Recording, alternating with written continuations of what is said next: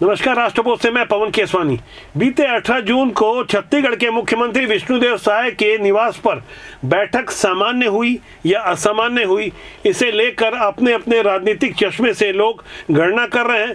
Social media का दौर है। इस खास किस्म की बैठक से कुछ चेहरे बेनकाब हुए हैं जो सूरमा दावा कर रहे थे कि मंत्रिमंडल के बदलाव को लेकर यहाँ चिंतन मंथन हो रहा है। इस पर पॉलिटिकल गॉसिप से कहीं आगे कुछ महत्वाकांक्षी चेहरों को समझने का मौका मिला हुआ है। जो राजनीति के अपने आप को सुरमा समझ रहे थे, उनके द्वारा बनाई गई या उड़ाई गई कहानी का सच भी अब सामने आ चुका है। आम जनता को भी ये समझ में आ गया है कि राजनीति में कई बातें जो दिखती है वो होती नहीं है। दरअसल दिल्ली को तय करना है कि छत्तीसगढ़ में मंत्रिमंडल का बदलाव कब होगा। क्या पूरे मंत्री इस्तीफा लेकर फिर से नए मंत्रिमंडल के लिए तैयार रहेंगे, या दो चार ऐसे मंत्री जिन्हें लेकर विवाद कुछ ज्यादा है, जिनसे कहीं न कहीं मामला छवि तक पहुंच गया है, जिन्हें लेकर कुछ ज्यादा ही नाराजगी है। समझने वाली बात यह है कि विष्णुदेव साय सरकार को बने 2.5 साल हो गए और अभी भी दावा किया जा रहा है कि करीब 30% के आसपास निगम मंडल और आयोगों की जो नियुक्तियां बची हुई है, सदस्यों की नियुक्तियां बची हुई है, कुल मिलाकर इनकी संख्या 250 से 300 के बीच बताई जाती है। अब जब 2.5 साल का कार्यकाल भी हो गया है और अध्यक्षों की नियुक्ति हुए भी करीब साल भर हो चुके हैं, तो अब इंतजार किस बात का है। यहाँ सवाल सिर्फ सदस्यों का नहीं है, उपाध्यक्षों का नहीं है, बचे हुए निगम मंडल आयोगों के अध्यक्ष का नहीं है, यहाँ तो एल्डरमैन की नियुक्तियां भी बची हुई है। इसलिए सबसे बड़ा प्रश्न खड़ा होता है कि आखिर एल्डरमैन की नियुक्तियां क्यों रुकी हुई है, जिन्हें छत्तीसगढ़ के करीब 194-95 नगरीय निकायों में पदेन पार्षद के रूप में नियुक्त किया जाना है। इनकी संख्या करीब 750 से 800 बताई जाती है। इन्हीं सब बातों को लेकर अंदर खाने की कुछ नाराजगी, जिन्हें सिर्फ पार्टी फोरम में ही प्रस्तुत किया जाता रहा है, लेकिन नाराज होने वालों के अपने समर्थक भी उतने अनुशासित नहीं हैं कि वो सोशल मीडिया में धीरे धीरे बातों को प्रस्तुत करना बंद कर दें। बीते दौर की राजनीति से कहीं अलग अब सीधे तौर पर न सही सोशल मीडिया के माध्यम से अपनी नाराजगी प्रकट की जाती है। इशारों में जिन बातों को रखा जाता है या रखवाया जाता है, पार्टी संगठन को भी ये बातें अब अच्छी तरह से समझ में आ रही है कि सत्ता और संगठन का बेहतर तालमेल जितना जल्दी हो सके और ज़्यादा मजबूत हो सके तो बेहतर होगा, क्योंकि 2028 के चुनाव के पहले जिस तरह के मौजूदा हालात हैं, वो हालात तो आने वाली परिस्थिति में भी ऐसे रहें तो स्थिति अनुकूल नहीं मानी जा सकती। इसलिए यही कारण है कि जितना जल्दी हो सके इसका समाधान खोजा जाए। ऐसे ही समाधान को लेकर वो 18 जून वाली बैठक हुई थी, जिसके बारे में खुद मुख्यमंत्री विष्णुदेव साय को भी स्पष्टीकरण देना पड़ा। कोई आपातकालीन बैठक नहीं था। 12 साल बेमिसाल ऐसा कार्यक्रम मना रहे हैं, उसमें कई तरह के कार्यक्रम का आयोजन है। उसमें सभी विधायक मंत्रियों को भी काम दिया गया है, तो उसकी की एक समीक्षा थी कि हमारे मंत्रीगण कितना उसको कर पा रहे हैं। नक्सल मोर्चे पर जबरदस्त सफलता के बाद जिस तरह से छत्तीसगढ़ सरकार की राष्ट्रव्यापी बेहतर इमेज बनी है और सीएम विष्णुदेव साय की जिस तरह की साफ सुथरी छवि है, वो छवि शायद आस्तीन के सांपों को अच्छी नहीं लग रही। राजनीति में इतिहास गवाह है कि बाहर वालों से तो निपटा जा सकता है, लेकिन आस्तीन के सांप ही अक्सर गहरा नुकसान पहुंचाते हैं। अब सारी बातें मीडिया में तो नहीं आती और सारी साजिशें भी बयानों से सामने नहीं आती। एक खास किस्म का षड्यंत्र जो हमेशा राजनीति को दागदार करता है, जिसकी कटुता स्पष्ट रूप से नहीं झलकती। राजनीति के ऐसे ही दांवपेच के कारण शायद आम लोग राजनीति में आने से बचते हैं। भाजपा का सबसे मजबूत आधार उसका बूथ स्तर पर कार्यकर्ता माना जाता है और उन्हें देवतुल्य कार्यकर्ताओं की अपेक्षा थी कि सत्ता में आने के बाद उन्हें भी जिम्मेदारी मिलेगी। लेकिन अभी भी एक लंबी सूची है जहां पुराने कार्यकर्ता पदों की प्रतीक्षा में हैं।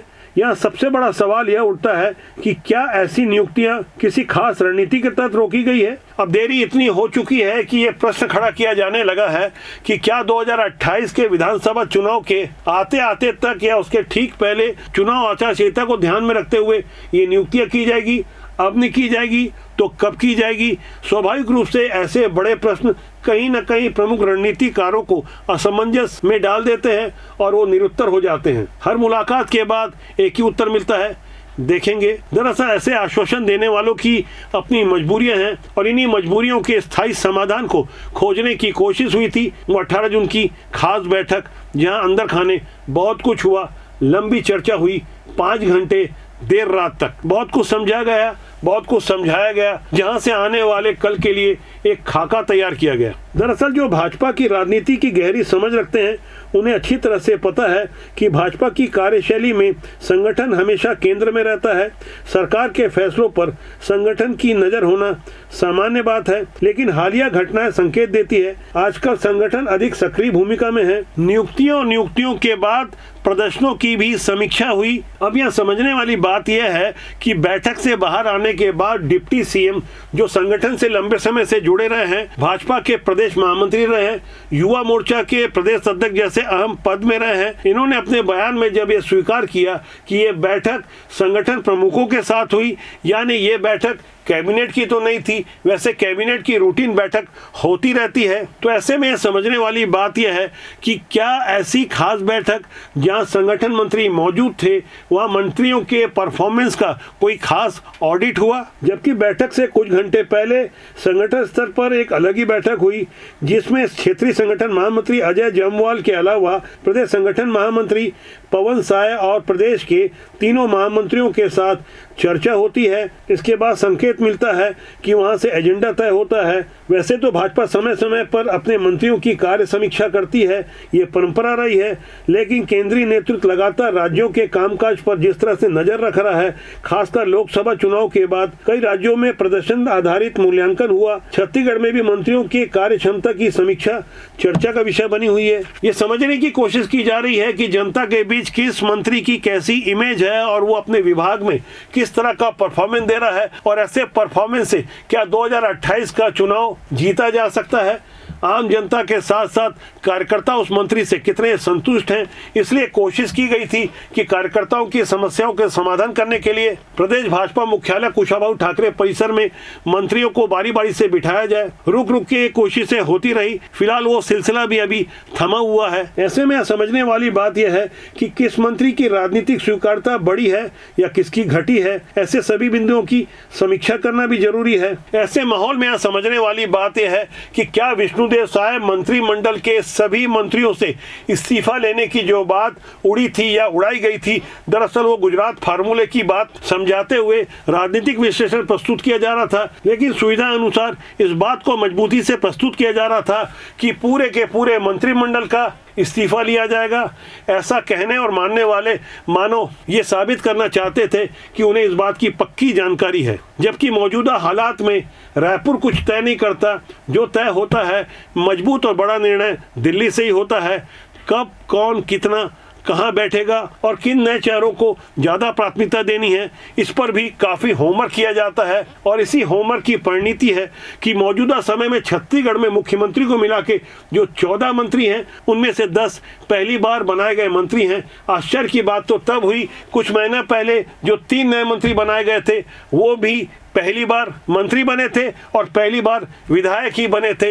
ऐसे में दिग्गजों की परेशानियां स्वाभाविक रूप से समय समय पर नजर आती है। हालांकि खुद को अनुशासित साबित करने में ऐसे दिग्गज पीछे नहीं रहते, लेकिन विधानसभा में कई बार पार्टी लाइन से अलग जाकर जिस तरह की बयानबाजी करते हैं उनसे स्पष्ट होता है कि उनके अंदर चल क्या रहा है। फिलहाल छत्तीसगढ़ भाजपा के सामने सबसे बड़ी चुनौती ये है कि अपने कार्यकर्ताओं का उत्साह किस तरह से कायम रखा जा सके, जो बची हुई नियुक्तियां हैं उन्हें कितना जल्दी पूरा किया जा सके, और मौजूदा सरकार की जो नवाचार वाली नई योजना है जैसे मातारी वंदन और किसानों को 3100 रुपये क्विंटल धान की कीमत देने के बावजूद जनता के सामने जितना श्रेय मिलना चाहिए वो नहीं मिल पा रहा है, तो उस चुनौती से भी कैसे पार पाया जा सके, इन सब बातों को ध्यान में रखते हुए कोशिश इस बात की होगी कि कांग्रेस को ऐसा कोई मुद्दा न दिया जा सके। वैसे मौजूदा हालात में कांग्रेस का छत्तीसगढ़ में बिखरा बिखरा होना भारतीय जनता पार्टी के लिए अनुकूल है, लेकिन कांग्रेस का जल्द ही नया प्रदेश अध्यक्ष बनेगा। वहां से भाजपा के सामने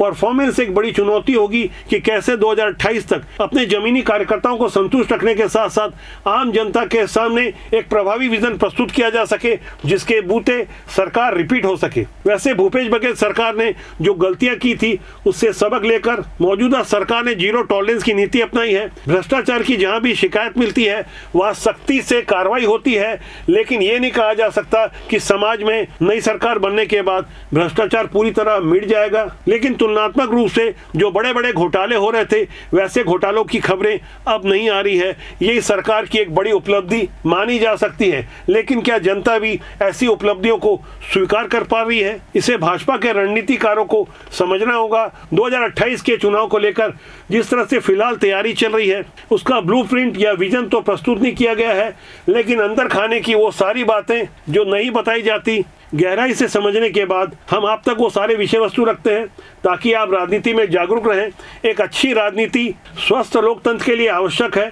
अच्छे लोगों को राजनीति में आना चाहिए जिससे देश और समाज का भला हो सके। राजनीति बुरी नहीं होती, उसमें काम करने लोग अच्छे या बुरे होते हैं। हम हर बार ये संदेश इसलिए देते हैं जिससे देश और समाज में एक अच्छा संदेश जा सके, लोग जागरूक हो सकें। फिलहाल आज के अंक के लिए इतना ही। मेरा आपसे आग्रह है, आज के इस अंक के बारे में आपकी क्या राय है कमेंट कीजिएगा। यदि आज का अंक अच्छा लगे तो लाइक कीजिएगा, शेयर कीजिएगा, प्यार दीजिएगा, प्यार बांटिएगा। नमस्कार।